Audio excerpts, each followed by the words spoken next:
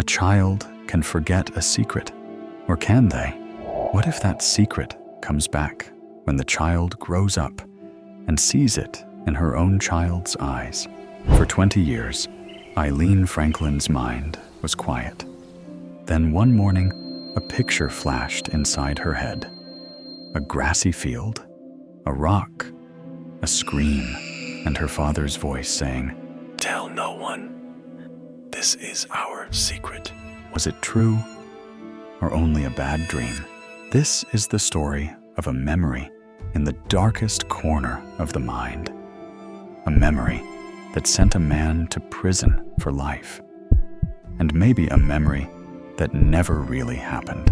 In 1969, in a quiet suburb of California, 8-year-old Susan Nason picked up her school bag and left home.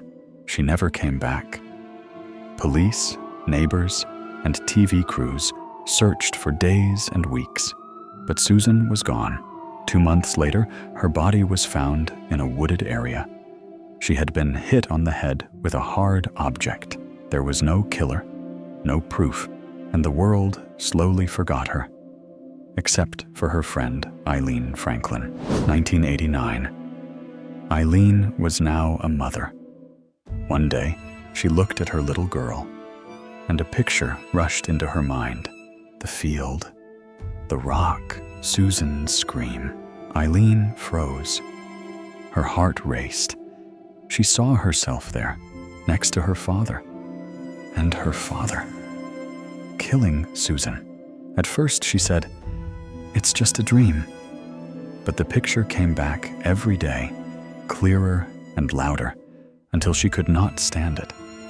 She looked in the mirror and whispered, "My dad is a killer." Eileen ran to the police. She told an old murder in full detail. Susan's clothes, the place she was killed, her father's car. These facts were never shared with the public. Police were shocked.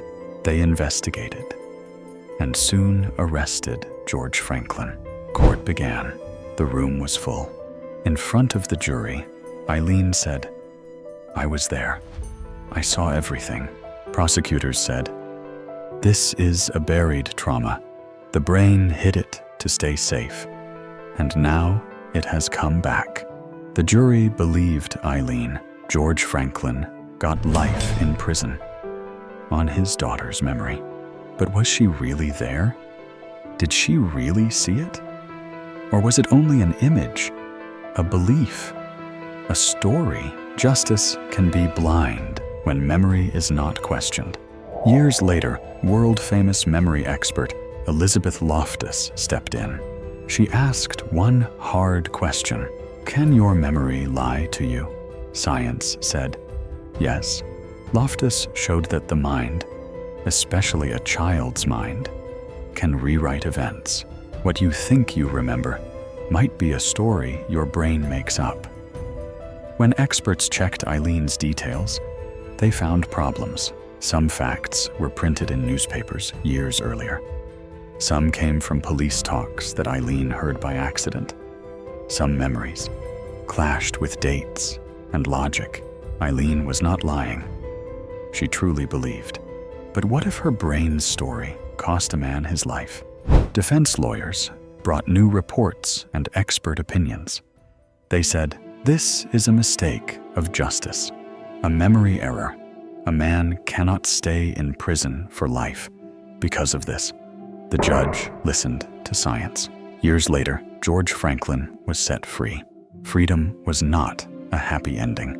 A daughter could never trust her father again. A father could never meet his daughter's eyes the same way. And one memory, true or not, would stand between them forever.